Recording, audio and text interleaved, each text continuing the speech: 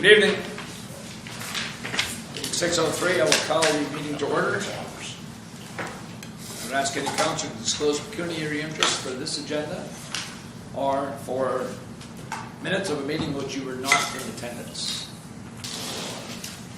Hearing none, we'll proceed. I'll remind everyone to shut off their electronic devices as there is no transmission or recording of the proceedings.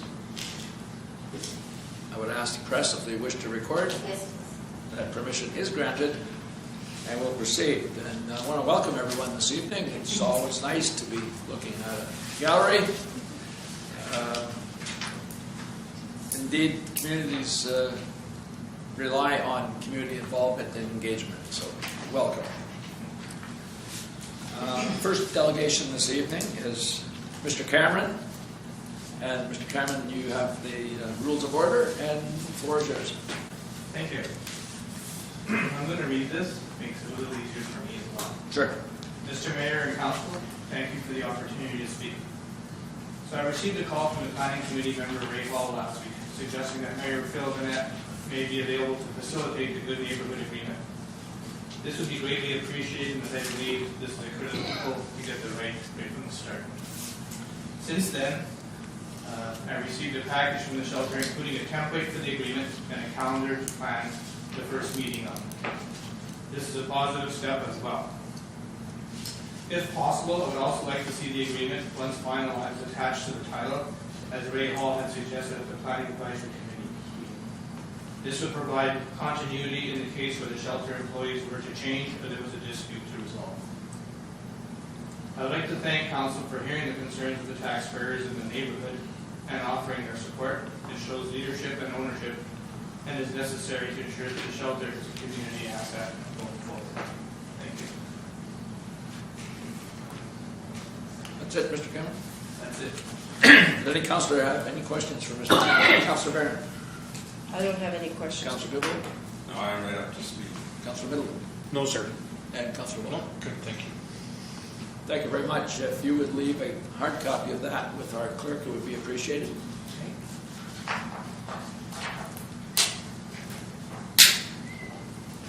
Do you need a copy made of that, or is it a duplicate? You got it. Thank you. Thank you once again.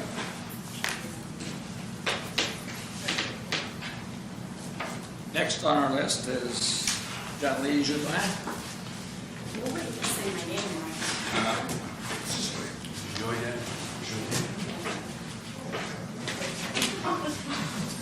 Well, if you want it, take And again, welcome.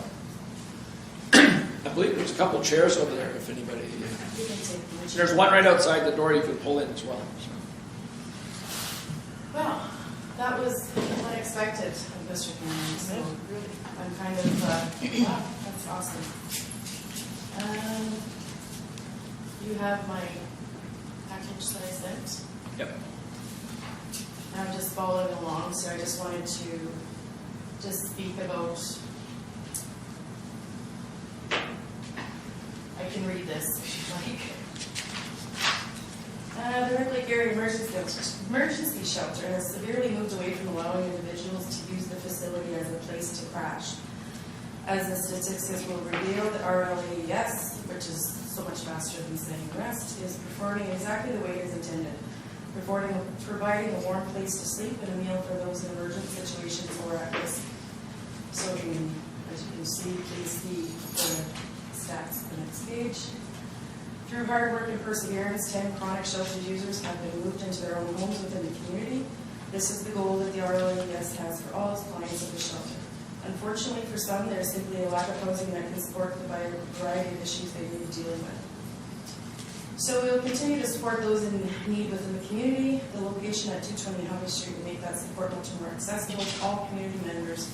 Furthermore, the outreach work that we're involved in will keep people who are at risk of homelessness in their own homes and not have them return to the shelter or utilize EMS and or OPP. As we look toward the future, it is our hope with our RLAES management board and staff that the municipal council, in addition to the neighboring properties of 220 Highway Street, see the value and benefit that the shelter brings to the community of Red Lake.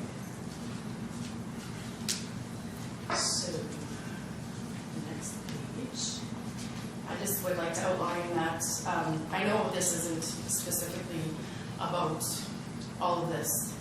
But I want to make sure that everybody's aware of and what it is that we are doing and how we are succeeding and what we're supposed to be doing. So, an example, last June, we had 15 transient people, a total of 28 nights stayed. This year, we've had, actually that should be 7, with a total of 13. So we're like not even 2 people a night. Your nightly stays, which is the next page. Huge difference there. It's obvious that those 10 chronic users are out in their own apartments now, so that's bringing those numbers severely down. So this one here is just from Jacqueline Suchak. So she resides next door, directly neighboring the shelter. She has had no issues, she's had no concerns. The clients have demonstrated respect in regards to privacy and personal property. I don't want to read everything over and over. So basically this is just saying the neighbor has had no issues. That's the same neighbor many, many years ago that didn't want a shelter to go there. So that's a positive, that they haven't had any issues. She's also works at the Northwestern Health Unit, and in her opinion, this is a good location for a variety of reasons. Again, I don't want to read over everything. I just wanted to provide, this is our from the inspector, the health inspector. So if you can see on the bottom, just a little bit down. So everything else is great, everything else is clean, but mold odor is noticeable upon entering the facility, apparently in human classes. Ventilation, moisture, etc., we're overcrowded. I honestly believe, and he did tell me that if we weren't what we were, he would probably have to shut us down. But that would be no benefit. And that's kind of when we really put a push on, we need to move the location, we need a new building, and we need to be more accessible to other services within the community. This is just something from the Ontario Human Rights Commission. This is probably good for me to hand this out to all the neighbors. Just some basic, concerns about having a shelter near your neighborhood, in your neighborhood, some stuff about certain groups of people, etc.,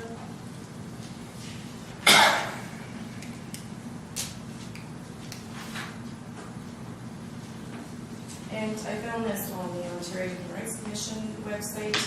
It is actually a letter from the Chief Commissioner just explaining about applying human rights in zoning, licensing, and municipal decision-making. I'm sure that the council is well aware of all that. The next 4 pages are from 4 other neighboring people. As you can see, we've had somebody there for 17 years, somebody there for 14 years, somebody there for 35 years, and somebody there for 37 years. And we've went into the community, into our neighborhood quite a bit to, we want honest answers, what's going on, and all of them said nothing, never had any issues. So, Sarah Stevenson from KDSB is here in presence. I'm not sure if there's any questions for her or not. This is a copy of the Good Neighborhood Plan that I have provided to 7 of the closest neighbors in the neighborhood. I want to reach out a little bit more with that as well. I'd like to, everybody in that neighborhood, it's just a matter of time of putting these together and getting things going so that we can have this plan in place. We are, all of us, management, board, staff, everybody, anybody that supports the shelter is very much willing to work with, take suggestions from the neighbors, whatever it is that they need to whether it be on title, I don't know the semantics of all that. Whether you want to oversee it, I don't know all the semantics of all that, but we're willing to do whatever it is that the neighbors need to feel comforted. And I think in a year from now, they're gonna say, yeah, we didn't even know we were there. Other than the property's gonna be much better. Right now it looks pretty derelict, so we're gonna fix it up quite a bit, and you probably won't even see us. Thank you. Excuse me. Again, an example of how good communities work. They work together. And I think we can get this done to the satisfaction of everybody. It is. Right, any further questions for Jim? Councilor Moore? Got a couple. So mine. Yeah. Oh, sure. Speaking with some people in the community, I don't think it's a problem of the shelter and the location. I think there's concern maybe of how this good neighborhood plan will be carried out and implemented. And especially if there's any leadership change rules or anything of that that's going to come in the future, some people that have spoken to me want to ensure that it's going to continue to happen, just not a new thing for a month, and that it's going to continue. So my question I have is, do you have any plans for that? And if you're adopting this, is that going to become part of like policies and procedures of your operating guidelines, part of the shelter? Yes, absolutely. I think that it needs to be, so the policies and procedures that are in place, anybody can come in there and do my job. They might not have the tenacity I do, but anybody can come in and do my job. So first of all, yes, that would absolutely be part of we have a binder that's policies and procedures. We've added to and minus stuff over the years, so absolutely that would be part of it. I don't know the semantics behind putting it on title. I'm not sure. I would have to go to a lawyer and see how that all works. So that would be something that we would come up together and say. I also think that somebody in the neighborhood, perhaps Richard or Tammy or somebody else, would like to sit on our board so that they can see that and have some knowledge of what's going on. And the board is the one that hires and fires the management, so they would have some input in that. I do encourage that, at least that way, if there's any complaints or concerns, they can certainly come to me first. If I can't resolve it, at the board level. I don't foresee it, but I still want to give every avenue to the neighbors that if there are concerns, we want to know about them. So doing a neighborhood walk around once a week or once a month or however we work it out, that's a must. But this is going to be adopted in your plan. Absolutely. Okay. So I think that there's some part of the neighborhood down the street needs some cleaning up, and I think that's something that we certainly can help with. And that is part of some concerns that somebody had mentioned to me. So I have canvassed the neighborhood and spoke to a couple of neighbors who were like, well, we don't care what's going in there. And some others did voice those concerns about what you had said. If management changes, is it going to turn back into a flop house? This is just, I'm quoting somebody. So I did tell her that that's something that we would address in the neighborhood plan, that the neighborhood could be a part of any kind of, I would have an exit plan. If it were me, I would have an exit plan, and that plan would be part of the neighborhood plan. Thank you. Councilor Miller? Just one question, John, if I may.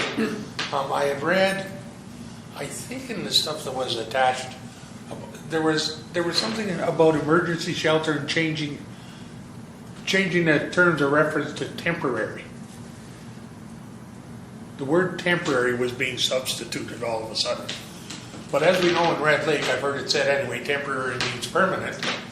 So I think if you were looking at term temporary, we might want to put a bit of definition around what temporary actually means. Is it 3 days, 3 weeks, 3 months? That's the only concern I had in everything I read through there. For temporary stay, you mean? Yes. Oh, yes, we have it in place that it's 3 nights. Okay, After 3 nights, we come up with a plan, and if the plan, if they don't want to come up with a plan, then they have to find other arrangements. okay. So there's no, yeah, that's our standard is 3 nights, and I think that kind of helped with people not, because we started, you have to pay after 3 nights. And if you don't want to, then, and if you don't want to come up with a plan, then you have to have some accountability. I'm good. Councilor Mayor?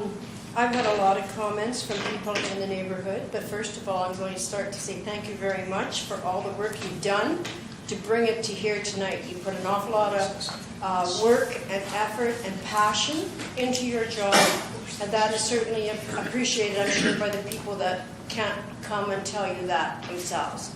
I'm also very happy that there's the other side of the story. There's always 2 sides to every story in my life, seemingly on this board. Yours is one and very, very well respected.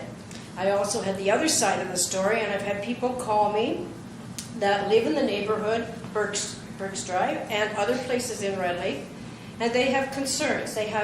They seem to express to me they don't have a problem with the home relocating, like the move is not a question in their mind. It's just they don't want you to leave, which could happen someday. We all could end up leaving our jobs.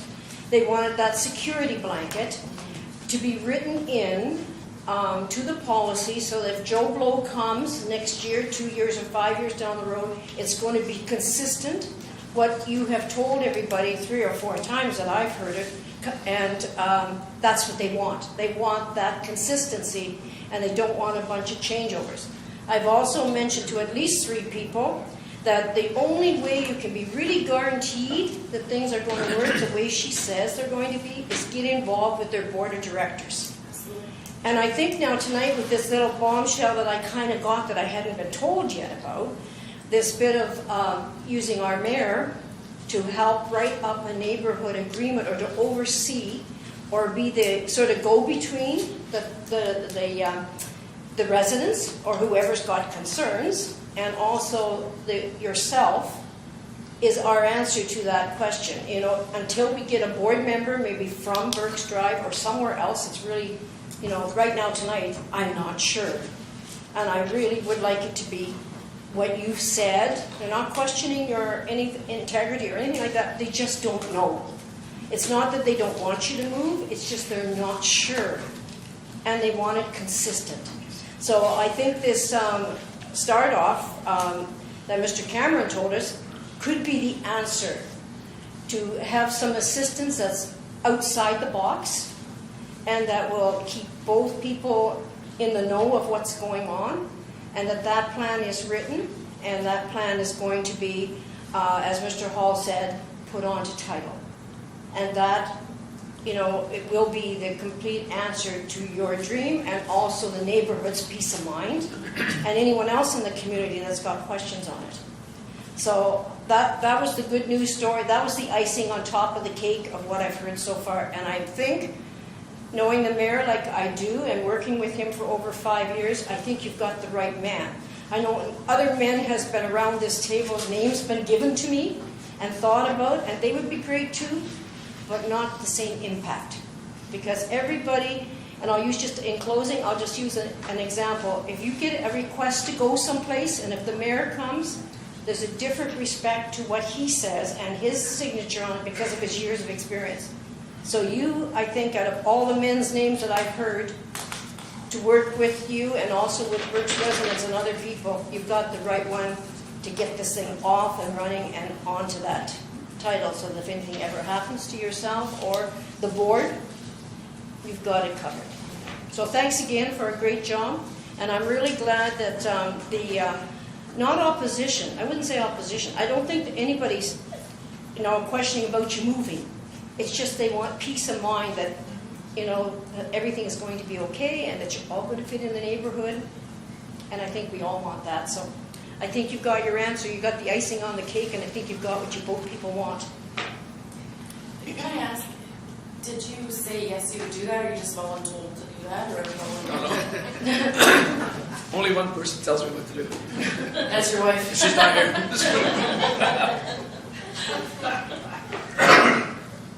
Yeah, I'm gonna, if there's no further questions, I'm going to call a recess for 5 minutes, and I would like to meet with the two proponents. We're in recess too.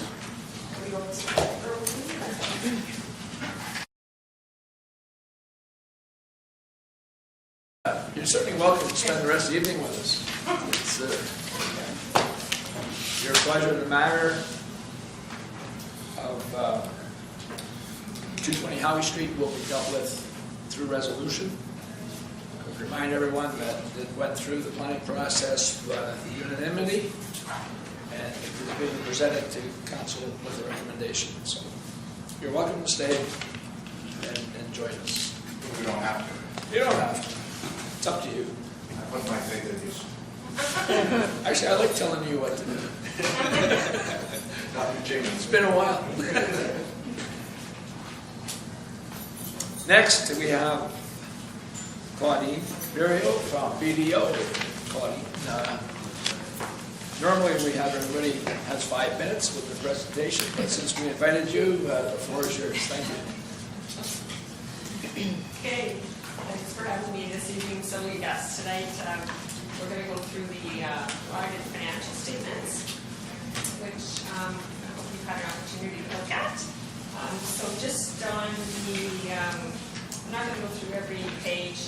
I'll just highlight what I think is important. Okay. So the second page basically is management's responsibility for the financial statements. So these are your financial statements. And these have been reviewed by management, and basically we'll have Mark sign the management's responsibility for the financial statements. On page 2, or 3, is the auditor's report.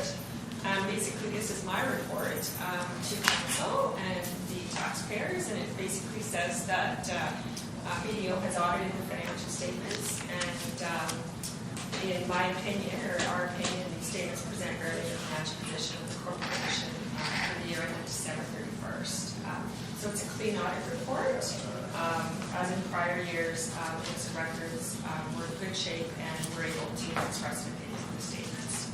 Okay.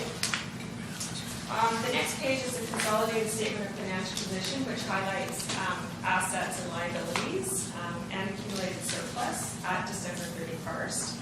And if we can look at financial assets, basically at December, the municipality had about $4.4 million in cash, so money in bank.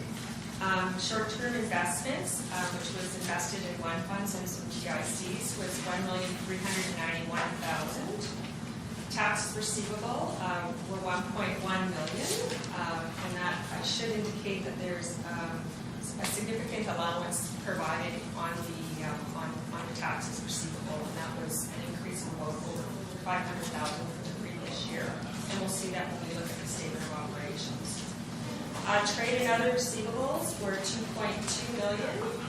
So total financial assets are $9.2 million compared to $10 million the year before. Financial liabilities, so stuff that was owing at the end of December, we have bank indebtedness of $3.9 million. Accounts payable and accrued liabilities of $1.2 million. Deferred revenue, basically that's most of that is your gas tax money of $530,000. Landfill closure and post-closure liability at the end of the year was $1.1 million. And long-term liabilities, a big number for you at $17.3 million. Total financial liabilities were $24.1 million.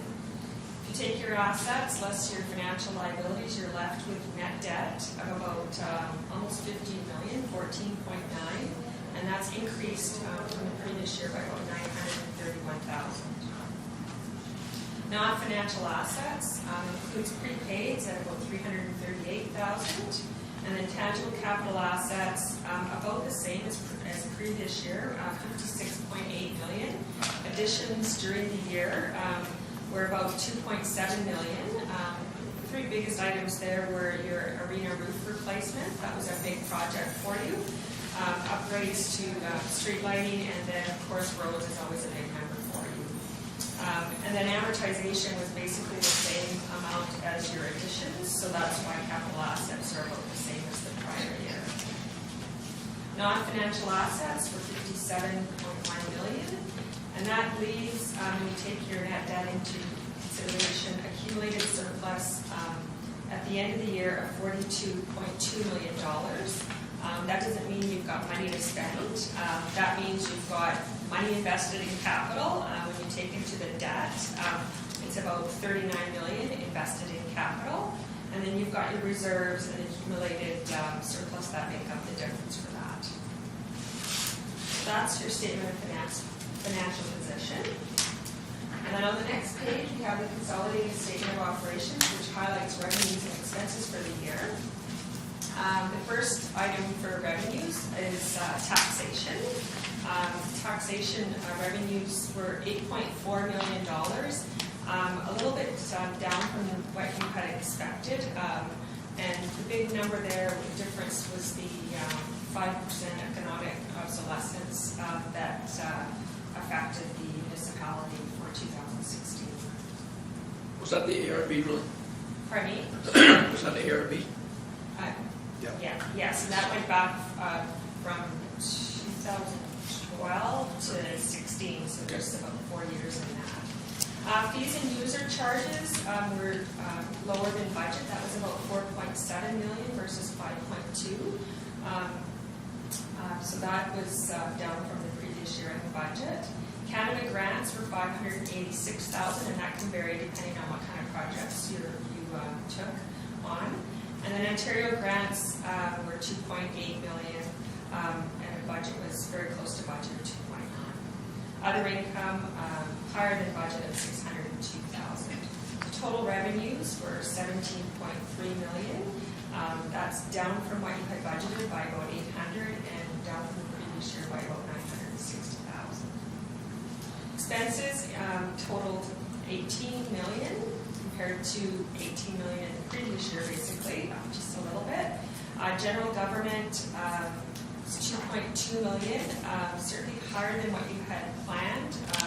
Budgeted $1.8, but there is a big allowance in there. I mentioned that earlier, $500,000 for tax assets that you provided for. So hopefully that won't actually experience that, but that's what you provided for. Protection services, $2.4 million versus a budget of $2.5, so you're under budget there. Transportation services, under budget at $4,046,000. Environmental services, very close to budget of $3.5. Health services, $741,000. Social and family services, $2.6 under budget. Recreation and culture, $1.8 under budget, and planning and development under budget of $531.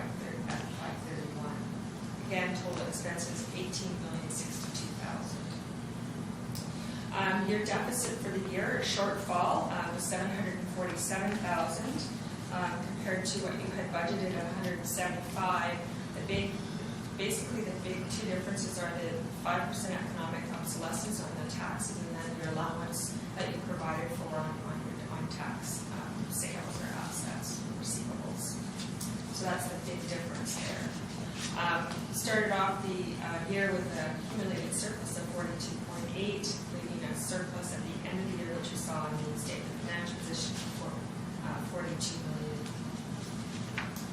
So that's basically the main statements, the statement of financial position, sort of where you sit at December, and then your operating year in terms of revenue and expenses. The rest of the statements, I don't think we need to go through. They're just more, there's notes, accounting policies, more description about the numbers that we just talked about. I'd be happy to answer any questions that someone has on that. So ultimately, that's my report on the financial statements. Thank you. Any questions? Councilor Middleton? No. Councilor Moore? Councilor Bidwell? No. Councilor Mayor? I'm fine. Wow. You're going to be home before dark. But I haven't asked myself yet. So the 740 deficit is made up of taxes we were unable to collect. Basically, And the Volcor deal, or the ARB ruling on the Volcor deal. yes. Yes, basically that's the impact on the statement of operations, for sure. 'Cause everything else was under budget, yes. And then the arena roof as well, that was not, that impacted the statement of financial position, your net debt position has actually gone up, and that ultimately because there was no funding attached to that work, so that had an impact on your financial position. And I think the other interesting number is the increase in reserves. And your reserves are up from, what is it, 4 million to 4.5? Yeah. Yeah, set aside, yeah. Which is good. I have no other questions. Well, no, actually, no, I did. On the, I can probably get it for our treasurer, but on the landfill obligation. Yes, so that's an estimate on what it would be to close the landfill site, plus the maintenance on it over the years, okay? Is that a snapshot? That is an estimate based on the year end, yes. Okay, As so to what that- the actual costs are to actually close that site, or, that would just be recorded in the year that, that's known. Okay. Fair enough. Anyone else? Anyway, thanks very much. Thank you very much. Thanks, And Claudia. thanks to you and your staff for good work. Thank you to Brian and his team. Yeah. This good work. Okay, good job on. Thank you. Thank you. It's moved by Councilor Mota, second by Councilor Goodwillie. Resolved the Council Corporation Municipality of Red Lake hereby accepts Corporation Municipality of Red Lake consolidated financial statements for the year ended December 31, 2016, as prepared by BDO. Any discussion or debate? Hearing none, I'll call the question. All in favor? That is carried. Thank you.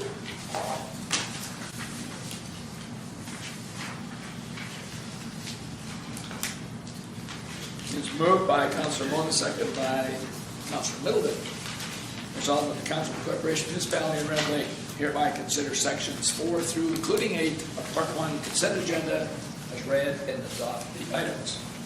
Does any councillor wish to discuss or debate any items set forth in this resolution? I will start with Councilor Mona. Okay, 5-4, 5-4, 5-5, 5-5, 5-7, 7, 8-6. You said including 8, correct? Correct. beg your pardon? 8-6, Yep. 8-8. That's it for now. Okay. Councilor Middleton. I'm fine, Mr. Mayor. Councilor Barron. It's been already called. It's already been called. Councilor Middleton, or Councilor Grizzle. Which ones, can I ask a question? Yeah, which one did you want? The ones we were talking about, the labor things. There was the, which is the 8.7. Toronto one? 8.7. 8-6, 8-5. 8-5. 85, okay, good. Are you going? No, I'm good. Okay, good, thank you.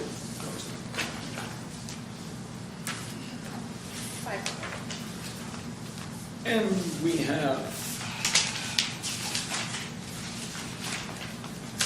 5-4, Councilor Miller.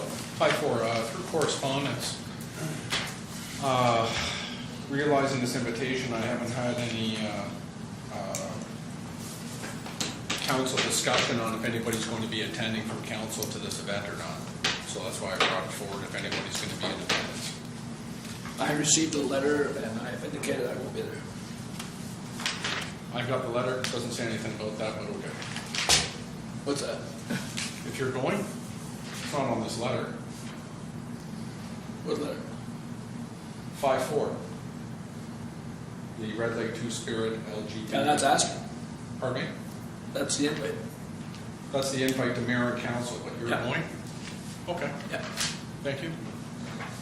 5-5, same thing, an event for August 4th. There's 11 a.m. opening ceremonies. Is anybody attending? I will from a staff perspective. Okay. 5-7. Yep. Far North Electoral Boundaries Commission. I know we had a discussion committee of the whole, and after just reading the letter, there was no indication that we responded to it. There was a date given that we have to respond, I think, by written submissions by July 13th, I think it was.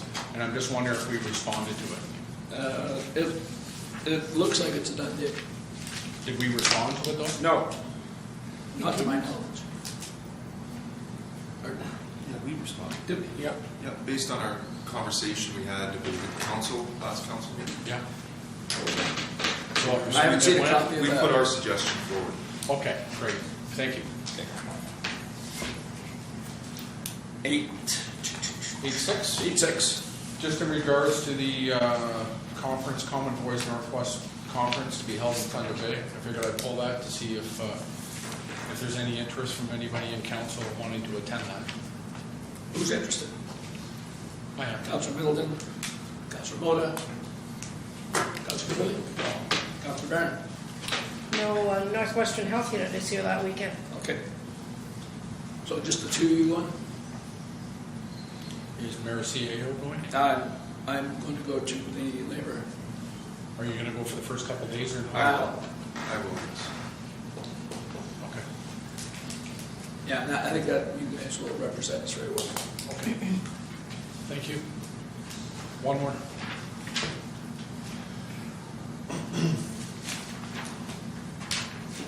Okay, and PDAC. Yeah, just wondering, Yeah. realizing PDAC's held in March, I understand that, and I realize through history we've attended this event down in Toronto for 4 or 5 days. Just wondering why this is coming forward now when we haven't even really looked at the 2018 council budget. It comes through every July, because that's when we have to book. And we've booked. So, booking for the conference Yeah. itself? Yeah. Yeah, you're given a deadline. If we don't get it done by August. August 1st or something, it's, we lose. In regards to hotel space? No. In regards to space at the show. Registration. Okay. Once, Just wanted to, yeah, and once you lose it, you never get it back. okay. Yeah, it's every year at this time. And the other members from the community that attend PDAC, there's no financial responsibility on the municipality for that, is there? You know, this is another classic case of where Red Lakers step up to the plate. Okay, good. You know, I have 5 local volunteers on their own dime that man that booth with me from startup to setup to closure. We're so lucky to have people. We've got Martin Lopinski and Larry Herbert and these guys. We're very fortunate. So I just wanted to confirm that, that's all. Yep, no, it's good. They're all on their own. Okay, thank you. I do buy them the odd coffee, Okay. and I mean coffee. All right. Anything else? Seeing none, no further discussion or debate. I will call a question. All those in favor? Those opposed, if any? That is carried unanimously. Thank you.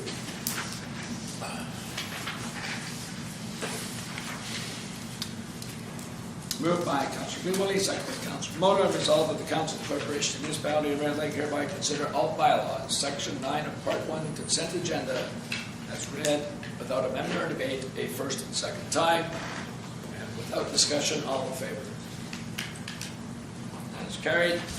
Be it further moved by Councilor Moda, second by Councilor Middleton, resolved that the Council of the Corporation of the Municipality of Red Lake hereby considers all bylaws, Section 9 of Part 1 consent agenda as read the third time and passed. Does any councilor wish to discuss or debate any item set forth in this resolution? I will start with Councilor Goodwillie. I think I'm okay. Councilor Barron. I'm fine. Councilor Moda. I'm good, thank you. And Councilor Middleton. I'll make it unanimous, Mr. Mayor. No discussion, no debate, all in favor? That is carried.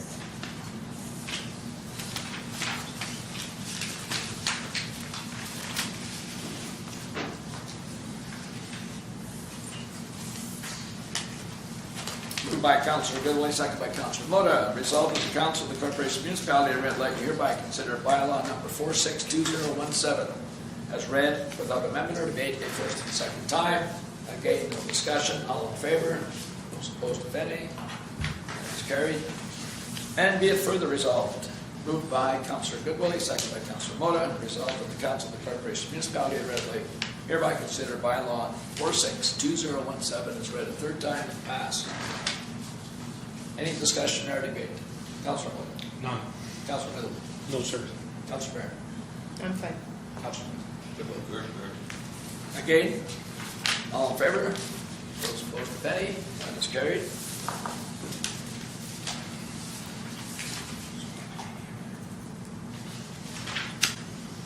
It is moved by Councilor Mota, seconded by Councilor Barron. Resolved that the Council of the Corporation of the Municipality of Red Lake hereby consider bylaw number 472017 as read without amendment or debate a first and second time. And again, no discussion. All in favor?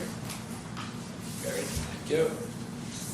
Be it further resolved by Councilor Goodwillie, second by Councilor Mota. Resolved that the Council of the Corporation of the Municipality of Red Lake hereby consider bylaw 472017 as read a third time and passed. Any discussion or debate? Councilor Mota. No, thank you. Councilor Middleton. No. Councilor Barron. No, Councilor Barron. I'm fine. Councilor Goodwillie. Very good. Again, all in favor? Thank you. You should give me this resolution first. Moved by Councilor Mota, seconded by Councilor Barron. Resolved that the Council of the Corporation Municipality of Red Lake hereby adjourns to meet again at the call of the mayor.